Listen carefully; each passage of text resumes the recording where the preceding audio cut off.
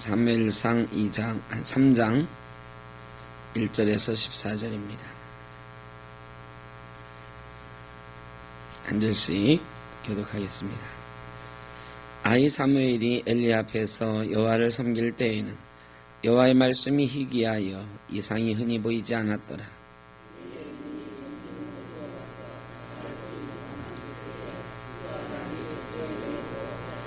하나님의 등불은 아직 꺼지지 아니하였으며 사무엘은 하나님의 궤에 있는 여호와의 전 안에 누웠더니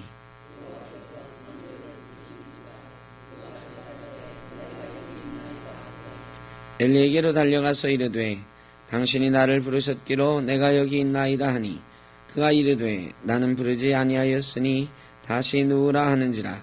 그가 가서 누웠더니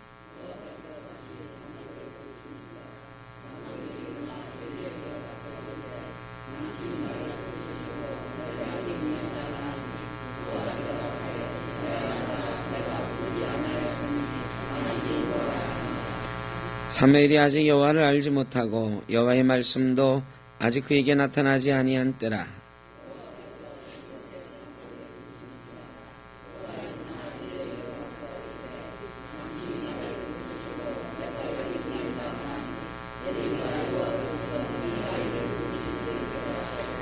엘리가 사무엘에게 이르되 가서 누웠다가 그가 너를 부르시거든 내가 말하기를 여호와여 말씀하옵소서 주의 종이 듣겠나이다 하라 하니 이에 사무엘이 가서 자기 처소에 누우니라.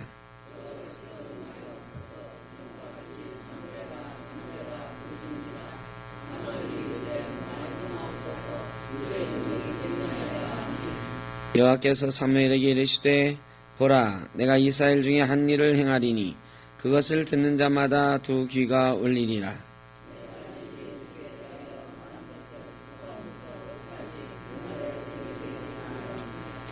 내가 그의 집을 영원토록 심판하겠다고 그에게 말한 것은 그가 하는 죄악 때문이니 이는 그가 자기의 아들들이 저주를 자청하되 금하지 아니하였음이니라.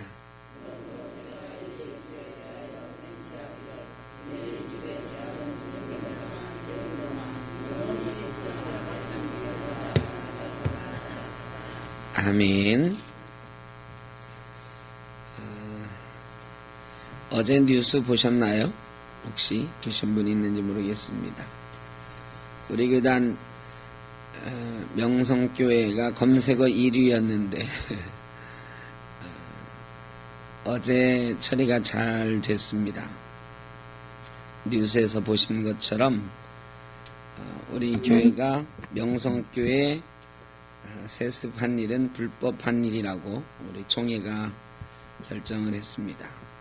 그래서 그 결정에 따라서 아마 시간은 좀 걸리겠지만 재판을 다시 해야 돼요. 그래서 재판을 다시 하고 하는 일이 있겠지만 세습하는 일은 이루어지지 않거나 아니면 교단을 떠나거나 결론이 나리라 생각됩니다. 어쨌든 세상이 손가락질하는 것처럼 법을 정해놓고 안 지키는 그런 일, 또 아버지가 아들에게 세습시키는 일, 이런 일은 어제 우리 총회는 어떠한 경우에도 불법이다. 다른 조항 하나도 만들지 않고 어떤 조건을 붙여도 세습은 불법이다. 이렇게 결정을 했습니다.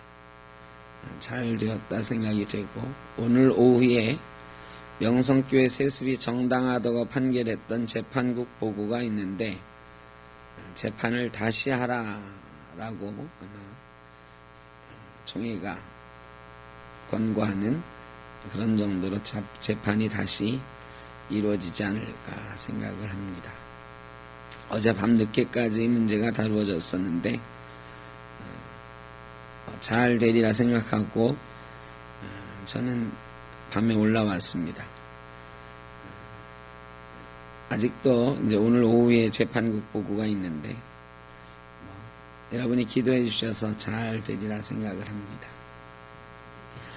오늘 사무엘을 부르신 하나님, 우리가 잘 아는 말씀, 어린 사무엘이 기도하는 모습이 옛날에 많이 있었는데 요즘은 그 사진이 아니라 그림이죠. 그거 찾아보기가 굉장히 힘들어요. 그거 옛날에 어디에 많이 붙어 있었냐면 택시나 버스에 오늘도 무사히 해가지고 이게 붙어 있었어요.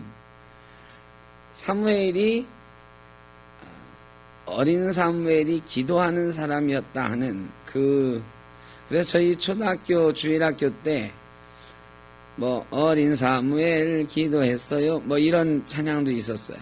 사무엘 하면 기도하는 사람이다 이렇게 알려져 있고, 그 뒤로 사무엘이 마지막 은퇴하는 말도 뭐였냐면 내가 나라와 민족을 위하여 너희를 위하여 기도하지 않는 죄를 결단코 범치 않겠다. 이게 마지막 이스라엘에게 남긴 말이었습니다. 어릴 때부터 사무엘은 아마 밤늦도록 기도하고 새벽에 일찍 일어나서 또 기도하는 그런 사람이었을 것이다. 이런 생각을 해보면서 오늘 말씀을 나눕니다. 오늘 아이 사무엘이 엘리 앞에서 여호와를 섬길 때에는 여호와의 말씀이 희귀하여 이상이 흔히 보이지 않았더라. 이 시대를 설명하는 말씀이 있습니다. 영적인 암흑기였습니다. 하나님의 말씀이 희귀한 때였습니다. 여러분, 창세기부터 쭉 살펴보면 하나님이 사람과 동행하셨어요. 처음에는 에덴 동산에서 동행하면서 교제하셨고, 그 이후에는 아브라함과 이삭과 야곱 같은 사람들에게 직접 나타나셔서 말씀하시던 하나님이었고, 모세와 여호수아까지만 해도 하나님이 직접 모세와 여호수아에게 수시로 나타나셔서 말씀하던 그런 분이었습니다. 그런데 사사기 암흑기 350년이 지난 후에 이스라엘은 어떤 시대였느냐? 하나님의 말씀이 희귀한 시대가 되었다. 하나님의 말씀을 직접 듣는 사람이 없어지는 거예요. 직접 듣는 사람이 없어지니까 하나님 말씀이 사람들에게 선포되어지는 일도 희귀한 일이 되어집니다. 여러분, 영적으로 이렇게 허물어져 가고 있는 거죠. 이스라엘 역사는 점점 그렇게 되어 가고, 나중에는 하나님의 말씀이 없는 말라기 이후에 암흑기 400년을 거치게 돼요. 침묵기 400년을 거치게 되는 거죠. 영적으로 허물어졌을 때는 하나님 말씀이 희귀해집니다. 지금은 어떻습니까? 지금은 하나님의 말씀이 어떻습니까? 희귀해졌습니까? 넘쳐납니까? 여러분 어떻게 생각하세요? 희귀합니까? 넘쳐납니까? 그거 어렵나요? 하나님의 말씀이 넘쳐나는 것 같습니다. TV나 여러 가지 매체를 통해서 우리가 하나님의 말씀 수시로 듣습니다. 그런데 문제는 하나님이 직접 말씀하시는 것과 같은, 하나님의 말씀이 직접 들려지는 그런 것과 같은 그런 말씀은 어떤가 한번 생각을 해보는 거예요. 수많은 설교가 있고 수많은 예배가 있고 말씀이 선포되어지는데 과연 하나님의 말씀이 선포되어지고 있는가? 사람의 말씀이 선포되어지고 있는가? 우리가 하나님의 말씀을 받을 때에 나에게 이로운 것만 선택해서 받는가? 아니면 성경 전체를 하나님의 말씀으로 인정하고 무겁게 받아들이는가? 하나님의 말씀이 많이 넘쳐나는 것 같지만 희귀한 시대에 우리는 살고 있는 것 같습니다. 여러분, 홍수 때에 물이 많습니까? 적습니까? 홍수 때에 물이 넘치죠? 그런데 마실 물은 어때요? 마실 물이 없습니다. 왜? 흙탕물이 모든 식수원을 오염시켜가지고 마실 물이 없게 되는 것입니다. 지금 하나님의 말씀이 넘쳐나는 것 같습니다. 그런데 말씀의 홍수와 같아요. 변별력이 없이 그저 막 넘쳐나서 흙탕물처럼 하나님의 말씀이 범람하고 있어요. 그래서 정작 우리 영이 먹고 마셔야 되는 하나님의 말씀, 영의 양식인 하나님의 말씀은 찾기가 어려운 때 아닌가. 저도 설교자로서 이런 말씀드리기는 참 죄송하지만, 이런 설교를 통해서 하나님의 말씀을 굳이 먹겠다, 이게 한국교회의 실패의 원인이었다, 이렇게 생각합니다. 하나님의 말씀은 설교를 통해서 먹는 거는 하나님의 말씀에 그냥 제가 예를 들면 1%나 될까요? 하나님의 말씀은 내가 읽고 묵상하고 내 삶에 적용하면서 내 양식이 되는 거죠. 귀로 듣고 일주일 안에 잊어버리는 이 설교를 통해서 하나님의 말씀이 내 삶의 양식이 된다고 생각하면 천만의 말씀이에요. 이게 우리의 실수였어요. 그래서 설교를 잘하는 은혜로운 목사님 밑에 수많은 성도들이 모여들었어요. 여의도 순복음교회 몇십만 명, 우리 명성교회 10만 명, 이렇게 세계에 자랑하는 세계 50대 교회 중에 26개인가가 우리 한국교회예요. 어마어마하죠. 그런데 생각해 보세요. 그 끝들이 다 좋았나? 그 수많은 성도들이 하나님의 말씀을 양식으로 먹으면서 튼튼해졌는가? 그거에 대해서 고개를 갸우뚱하는 거예요. 그 목사가 죽으라면 죽고 이리 가라면 잘된 길이든 잘못된 길이든 따라가는 눈먼 양과 같이 되었다. 그 한국교회가요, 몇몇 목사님들이 잘못 인도하면 그 잘못된 길로 따라가는 수많은 사람들이 생겨났어요. 그래서 목사님들이 왕노릇하는 거죠. 하나님 말씀으로 인도하는 게 아니라 하나님 말씀 일주일에 한 번씩 감미롭게 전하면서 그걸 가지고 제왕적인 그런 목표를 하셨어요. 다 그렇다는 건 물론 아닙니다. 그런데 최근에 우리 한국 사회에 드러나는, 한국 교회에 드러나는 문제점들이 다 그렇다는 거예요. 그 위대했던 하나님의 말씀을 정말로 잘 전했다고 생각하던 그런 분들이 막 넘어지는 거를 우리는 최근 몇 년간 막 봐왔잖아요. 여의도 순복음교회, 그 다음에 합동 측의 여러 교회들, 감리교 여러 교회들, 이제는 우리 교단이, 여러분, 교회가 검색어 1위 된 거 저 처음 봤어요. 교회가 검색어 1위 된 거. 우리 교단 교회가 검색어 1위 된 적이 없어요. 총회에서 총회장님이나 발언하는 분들마다 그 얘기를 하시더라고요. 우리나라의 모든 언론이 지금 여기 와 있다. 한국교회가 이렇게 주목받은 적이 없다.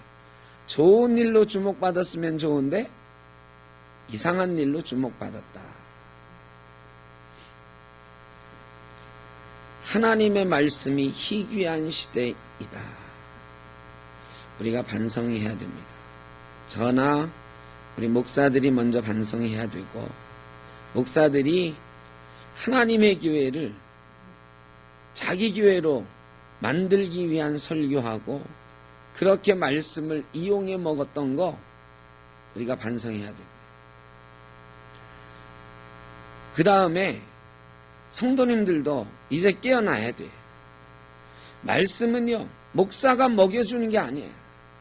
목사가 먹여주는 건 그저 일주일 동안 생활을 좀 깨우치고 좀 은혜가 충만하게 해서 세상을 살아갈 만한 감동과 이런 에너지를 주는 거지, 삶을 풍족하게 하고 삶을 하나님 제자답게, 예수 그리스도의 제자답게 만들어가는 건 그게 아니에요.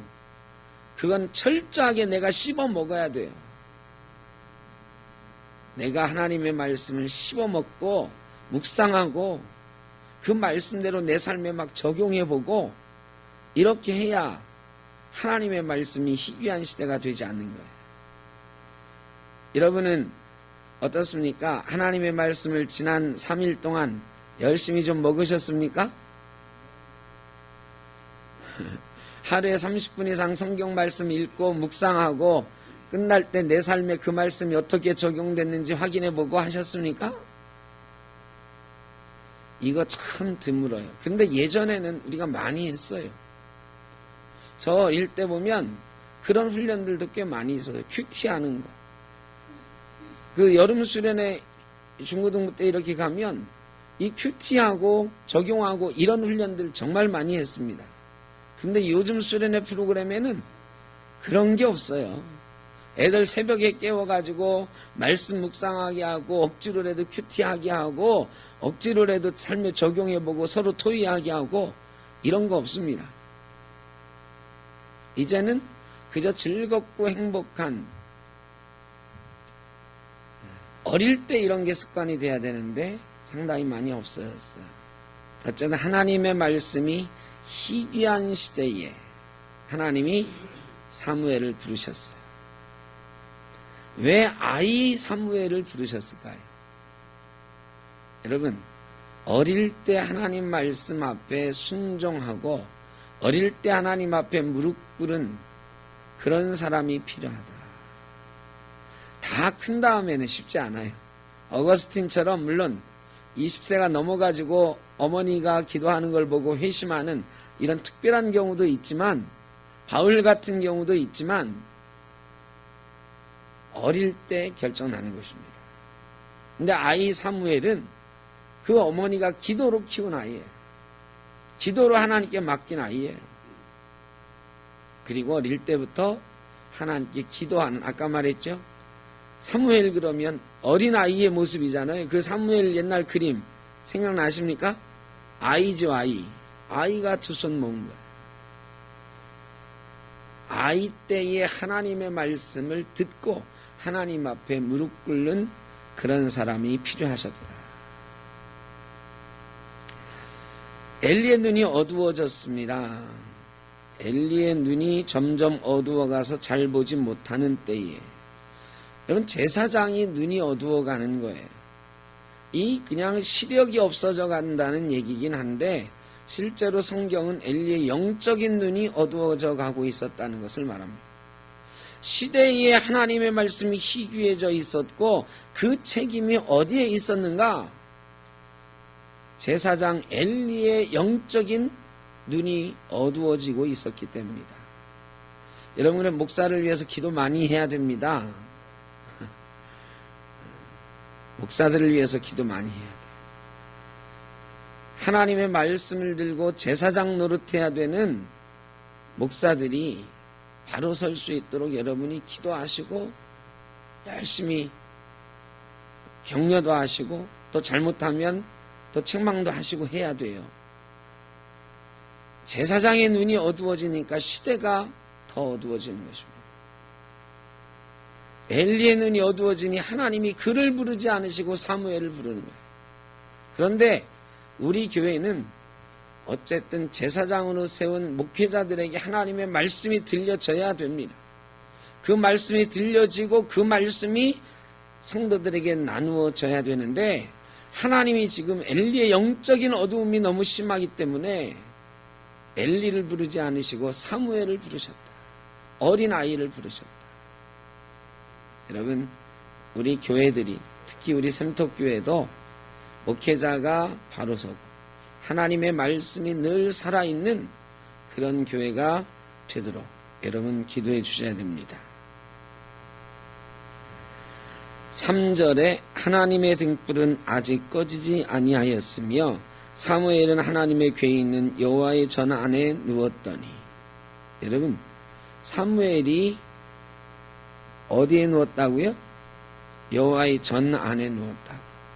여러분, 사무엘에게도 숙소가 있었을 것입니다. 이 회막은 여러분 가보셨지만 회막에 침실 이런 거 없어요.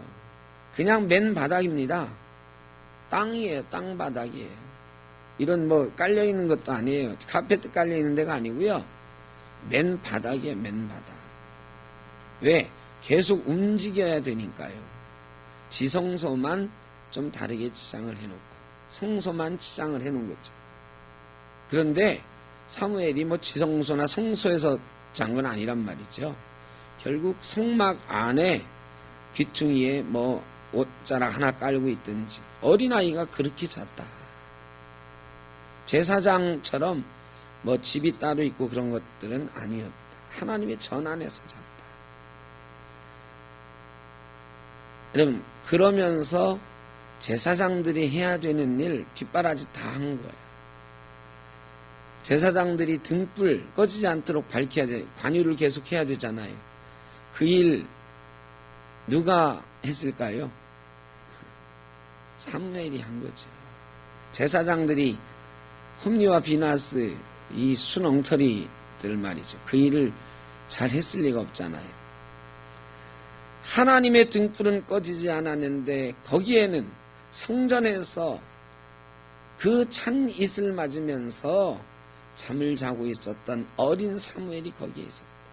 사무엘이 거기서 뭐 했겠어요? 늘 귀를 쫑긋 세우고 잠을 자도 선잠 자는 거죠.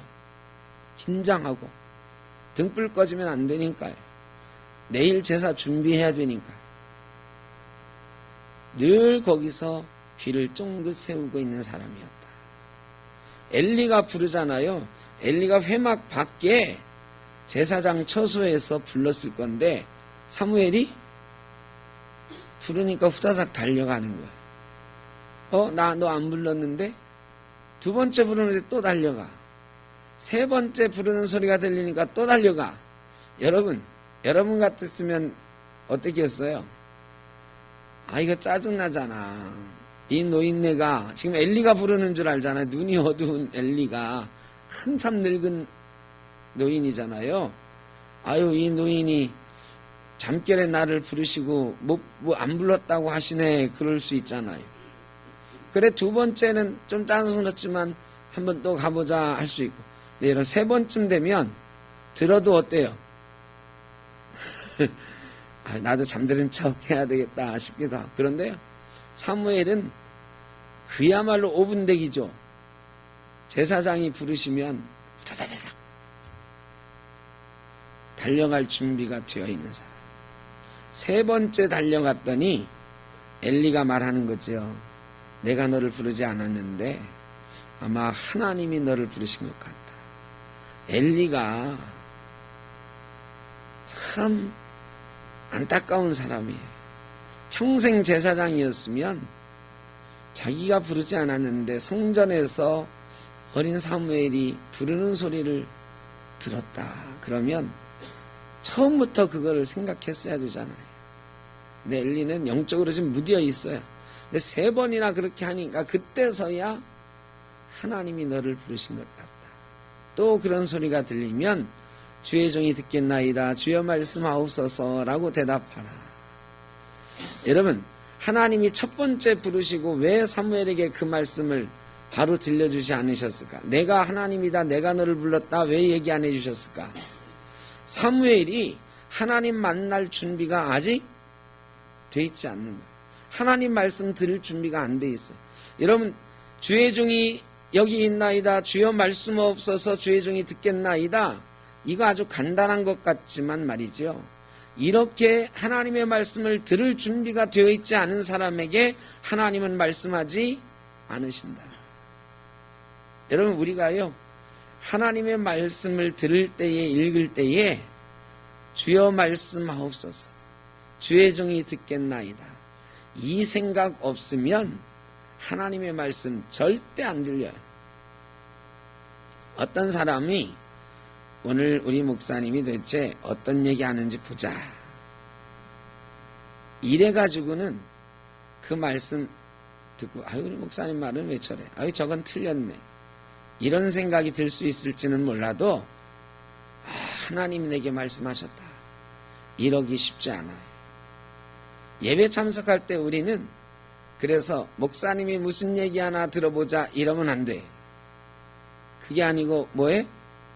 오늘 하나님이 나에게 어떤 은혜를 주실 것인가?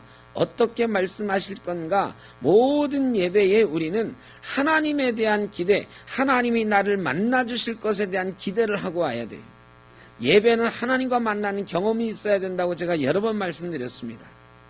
목사를 만나러 오는 게 아니에요. 그런데 소망교회에서 옛날에 곽선희 목사님 있을 때 설문조사 해봤잖아요. 왜 소망교회 오셨습니까? 거기에 곽선희 목사님 계실 때 하루에 2,000명씩 등록하는 건 아니고 소망교회 교인이 아닌 사람이 2,000명씩 오는 거예요.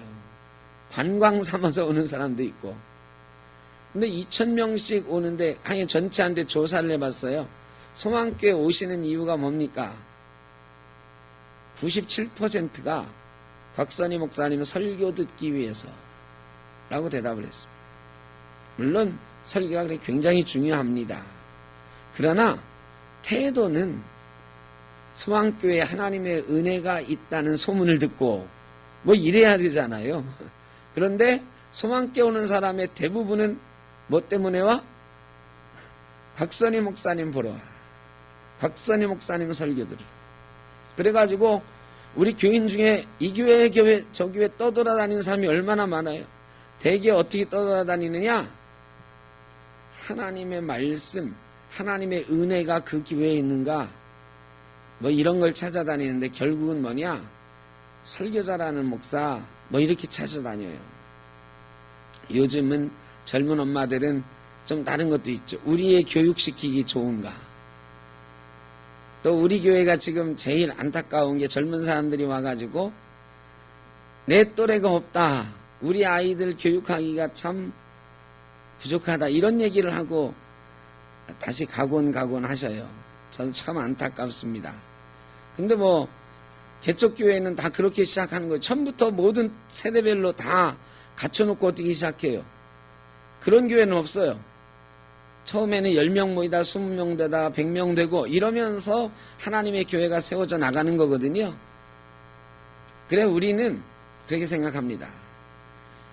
하나님의 교회로 건강함, 하나님의 은혜가 넘치는 정말 행복한 분위기, 이런 것들을 우리가 만들어 나가고 그런 것을 찾는 사람들, 그분들이 우리 샘떡교회에 정착하고 우리 샘떡교회에 등록하실 수 있도록 우리가 만들어 가야 된다, 이런 생각을 합니다.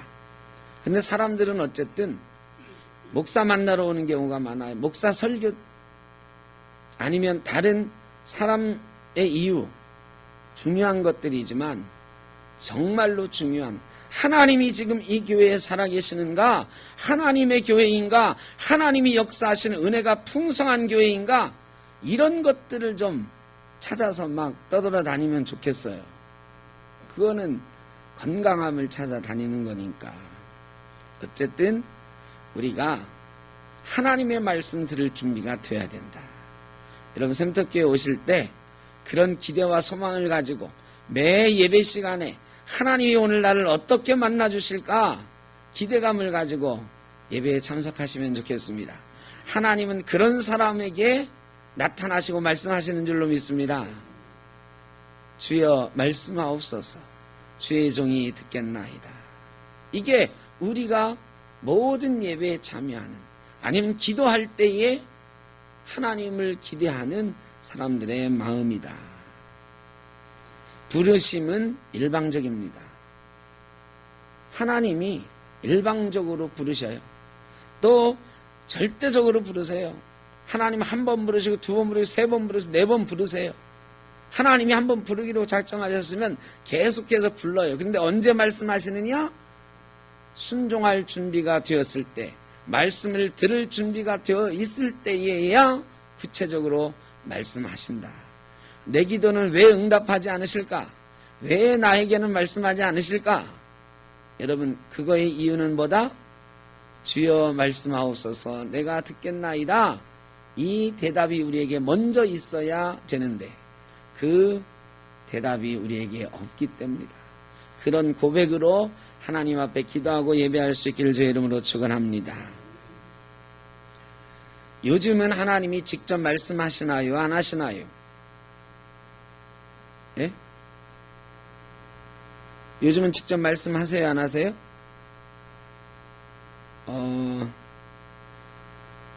이거를 혼란스러워 하시면 안 됩니다. 하나님은 직접 말씀하지 않으십니다.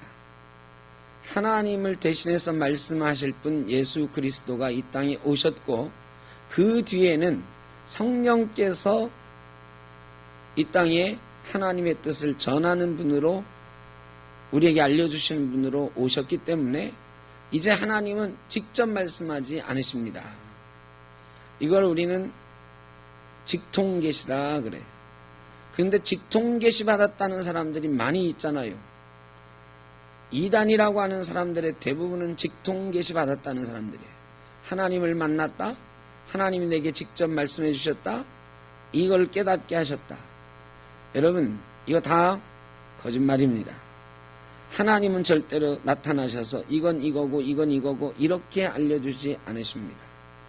하나님은 어떻게 말씀하시느냐? 성령의 감동으로 우리를 깨우치셔서 알게 하시는 거예요. 지금은 성령께서 우리에게 말씀하시는 시대지, 하나님이 직접 나타나셔서 계시하는 직통계시가 아니에요. 특별계시인 예수 그리스도께서 이 땅에 오신 이후로 하나님이 직통계시는 사용하지 않으신다. 이거 분명히 아셔야 됩니다. 그래서 이만희가 말하는 게 그거 아닙니까? 신천지 이만희가 내가 하나님을 직접 만났다, 직통계시 받았다 이거잖아. 이만희 말고도 많아요. 저 큰 믿음교회 변승우 이런 사람들 직통계시 내가 받았다고 그러고 당신들도 직통계시 받아야 된다 그래요. 여러분, 직통계시 받아야 된다는 건 이단입니다. 이단. 내가 하나님 음성을 직접 들었는데 당신도 들을 수 있어? 달콤하죠.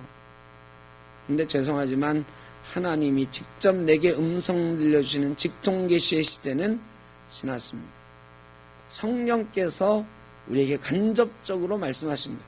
그리고 예수 그리스도께서 말씀해 주신 것들을 통해 하나님은 말씀하신 거예요. 성령께서 그것을 깨닫게 하시고 예수 그리스도를 주라 고백하게 하시고 하나님의 뜻을 우리에게 분별하도록 알려주시는 시대입니다.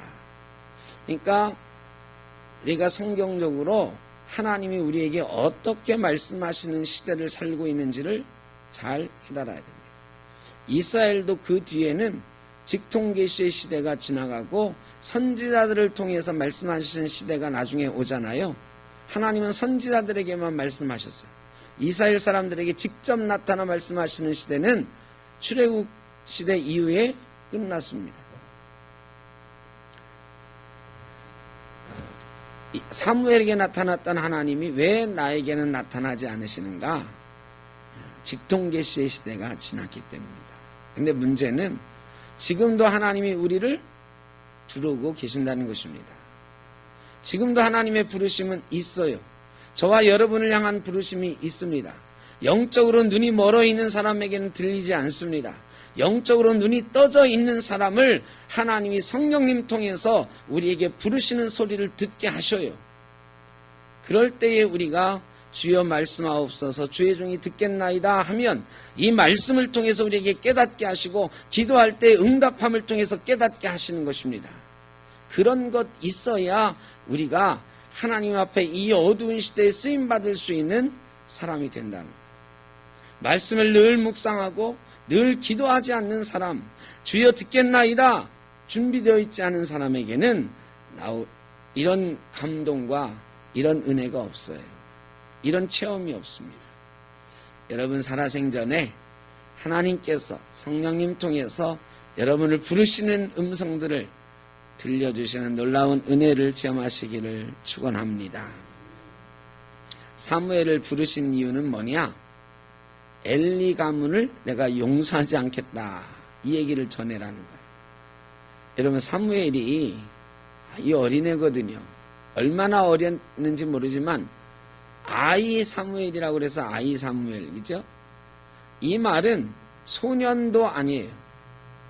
아이는 그야말로 7, 8살 됐을까? 아니면 초등학생 정도 됐을까요?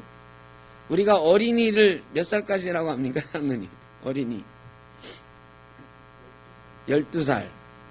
그러니까 아이 그러면 뭐 우리 생각해도 12살은 넘지 않았을 이런 것을 아이라고 하죠. 그죠? 그 청소년 이런 애들은 그렇게 안 부를 거란 말이죠. 아이. 하나님께서 아이 사무엘을 부르신 이유는 엘리 가문을 내가 용서하지 않을 거라 그랬는데 이 아이가, 이 말 전하기가 굉장히 두렵잖아요. 그런데 나중에 엘리가 말해라. 그래도 내가 듣겠다 해서 말을 하잖아요. 하나님이 오늘 우리가 읽은 말씀에서는 그 말을 전해라. 내가 너를 부른 이유다 얘기해 주세요. 여러분, 엘리가 어떤 죄를 범했냐고 성경은 말하냐면 자기 아들의 불법한 일을 보고도 금치 않았다. 이거 큰 죄악이다. 여러분, 자기 자녀의 죄를 야단치지 않는 것도 죄다.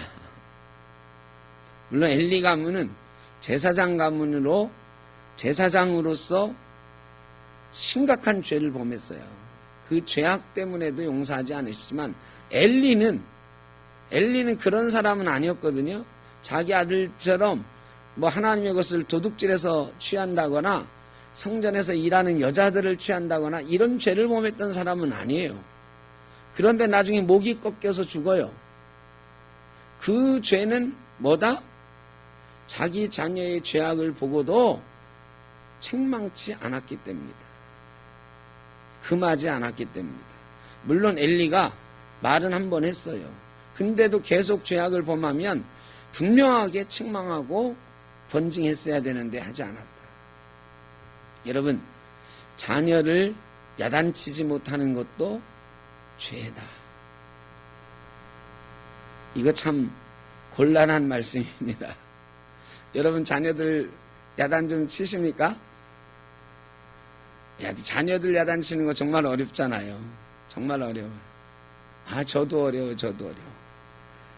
저도 저희 아버지께서 막 야단치시면 싫었어요.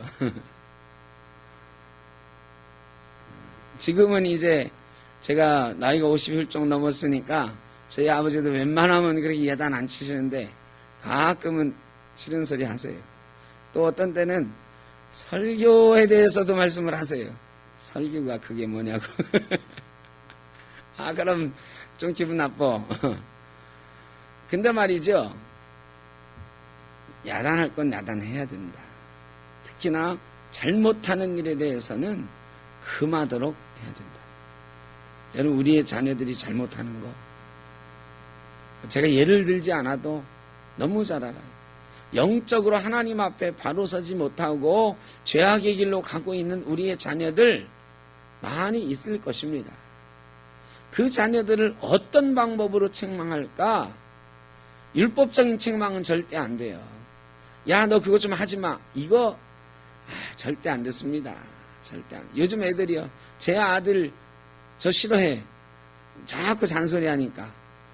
여러분, 그런데 이 잔소리처럼 들리게 하는 야단, 율법적으로 막 잘못을 지적하고 훈계하는 야단, 이거 가지고는 안 돼요.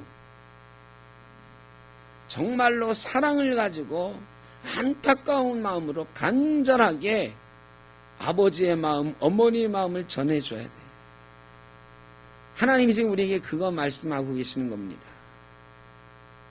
여러분, 사무엘이 어릴 때부터 하나님 앞에 하나님의 등불을 지키는, 기도하는, 성전에서 잠을 자는 그런 아이였다. 누구의 영향이겠습니까? 이거 어머니의 영향이에요. 어머니가 젖을 먹이면서 키웠고 또 성전에 젖대자마자 맡겼고 1년에 한 번씩 세마포 옷을 지어가면서 성결한 행위로 하나님을 모셔라. 제사장을 섬겨라. 여러분, 그 한나가 기도했고 한나가 믿음의 본을 보였기 때문에 사무엘이 그렇게 된 거예요. 사무엘이 어릴 때 지금 일어났던 일들이에요. 우리의 자녀들은 너무 많이 커서 안 돼 하지 마시고 영적으로는 아직 어린애인지 모르는 우리 자녀들에게 또 어린 우리 손주들에게 특별하게 관심을 가지시고 우리 아들, 딸, 우리 며느리 또 우리 손주들 하나님의 사람으로 사무엘 같은 사람으로 하나님 쓰실 만한 사람으로 그렇게 자랄 수 있도록 우리가 기도하고 애를 써야 될 줄로 믿습니다. 그리고 우리 먼저 영적으로 깨어서 하나님의 말씀을 듣겠습니다. 주의 말씀하옵소서. 엘리처럼 어두워진 사람이 아니고 깨어있는 사람으로 하나님의 음성을 들을 수 있는 저와 여러분 되시길 주의 이름으로 축원합니다. 기도하겠습니다. 아버지 하나님, 우리도 혹시 영적인 암흑기 들어서고 있는 것 아닌지 두렵습니다. 하나님의 말씀은 넘쳐나지만 홍수처럼 마실 것은 없는 그런 시대를 살고 있는 것 아닌지 안타깝습니다. 하나님, 우리의 영의 눈을 밝게 뜰 수 있도록 인도하여 주옵소서. 영적인 암흑기에 빠지지 않게 하시고 이 땅의 모든 교회가 성도들이 하나님 앞에 깨어있는 교회와 성도 되게 하여 주옵소서. 특별히 목회자들이 엘리처럼 눈먼 목회자 되지 않게 하시고 하나님 앞에 깨어있는 목회자로 설 수 있도록 인도하여 주옵소서. 우리 샘터교회가 주여 말씀하옵소서. 주의 종이 듣겠나이다. 건강한 교회로 하나님의 말씀이 움직여지는 교회로 그렇게 세워져 갈 수 있도록 인도하여 주옵소서. 부족한 것들은 많지만 하나님의 말씀으로 채워지는 교회, 하나님께 영적으로 응답하는 교회로 든든히 서갈 수 있도록 주님 역사하여 주옵소서. 가정에서도 우리가 하나님 앞에 깨어있는 가정, 우리의 자녀들이 영적으로 강건하게 자라가는 귀하고 복된 가정으로 믿음을 되물려 갈 수 있도록 인도하여 주옵소서.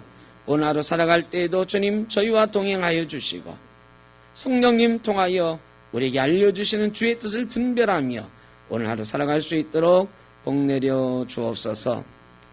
내일 수술 받으시는 육수일 집사님 수술 잘 되게 하여 주시고 어깨의 염증 잘 제거될 수 있도록 인도하여 주옵소서.